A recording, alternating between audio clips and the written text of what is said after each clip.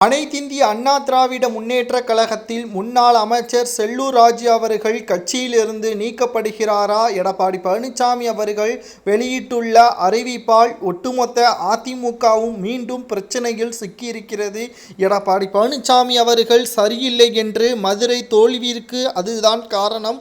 நடந்து முடிந்த மக்களவைத் தேர்தலை பொறுத்தளவிற்கு அதிமுகவில் சக்தி வாய்ந்த தலைவராக இருந்த எம்ஜிஆராக இருக்கட்டும், மறைந்த முதல்வர் ஜெயலலிதா அவர்களாக இருக்கட்டும், அவர்களது வழியே மீண்டும் அந்த இடத்தை யாரும் நிரப்ப முடியவில்லை. அதனால்தான் நாங்கள் மதுரையில் மிகப்பெரிய ஒரு தோல்வியை தழுவினோம் என்று செல்லூர் ராஜு அவர்கள் நேரடியாக அதிமுகவின் பொதுச்செயலாளராக இருக்கக்கூடிய எடப்பாடி பழனிசாமி அவர்களை தாக்கும் விதமாக பேசியிருக்கிறார். சுமார் 8000 கோடி மதுரையில் மாற்றத்தை கொண்டு வருவதற்காக எடப்பாடி பழனிசாமி அவர்கள் கொடுத்திருப்பதாக செல்லூர் ராஜு அவர்கள் இதை கரியாக்கி விட்டதாகத்தான் எடப்பாடி பழனிசாமியின் ஆதரவாளர்கள் தெரிவித்திருக்கிறார்கள். மேலும் செல்லூர் ராஜு அவர்களது செயல்பாடுகள் முற்றிலும் மிக மோசமாக இருக்கிறது, கட்சியில் பிளவுபடுத்த வேண்டும் என்பதற்காக செல்லூர் ராஜு அவர்கள் செயல்படுவதாகவும், அதிமுகவின் கோட்டையாக மதுரை இருந்தது தற்பொழுது முழுக்க முழுக்க திமுகவின் கட்டுப்பாட்டிற்குள் வந்துவிட்டது என்றும், இந்த தவறை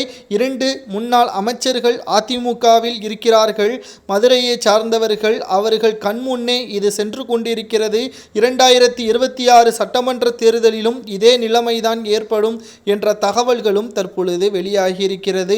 ஒட்டுமொத்தமாக அனைத்திந்திய அண்ணா திராவிட முன்னேற்றக் கழகத்தில் இனி செல்லூர் ராஜு அவர்களுக்கு வேலை இல்லை. கட்சியிலிருந்து அவரையும் அவரது ஆதரவாளர்களையும் நீக்குவதற்கான ஏற்பாடுகளை தற்பொழுது எடப்பாடி பழனிசாமி அவர்கள் செய்து வருவதாக ஆர்பி உதயகுமார் அவர்கள் தெரிவித்திருக்கிறார். குறிப்பாக நாம் சொல்ல வேண்டிய விஷயம் என்னவென்றால், அனைத்திந்திய அண்ணா திராவிட முன்னேற்ற கழகத்தில் செல்லூர் ராஜு அவர்களது செயல்பாடுகள் அனைத்தும் கட்சிக்கு எதிராக இருப்பதால் அதிமுகவில் இருந்து செல்லூர் ராஜு அவர்கள் முழுமையாக நீக்கப்படுவதற்கான ஏற்பாடுகள் கட்சி தலைமை ஏற்படுத்தியிருப்பதாகவும், பொதுச்செயலாளர் என்று கூட பார்க்காமல் அவமானம் செய்யும் அளவிற்கு பேட்டி அளித்ததன் மூலமாக தற்பொழுது அதிமுக 2026லும் கட்சி ஒற்றுமையாக இல்லாத காரணத்தினால் அனைத்திந்திய அண்ணா திராவிட முன்னேற்ற கழகம் பின்னடைவை சந்திக்கும் என்றும் கூறப்படுகிறது. இதனால் அதிமுக மீண்டும் 2026 வெற்றியடையுமா என்ற ஒரு கேள்வியும் எழுப்பப்படுகிறது.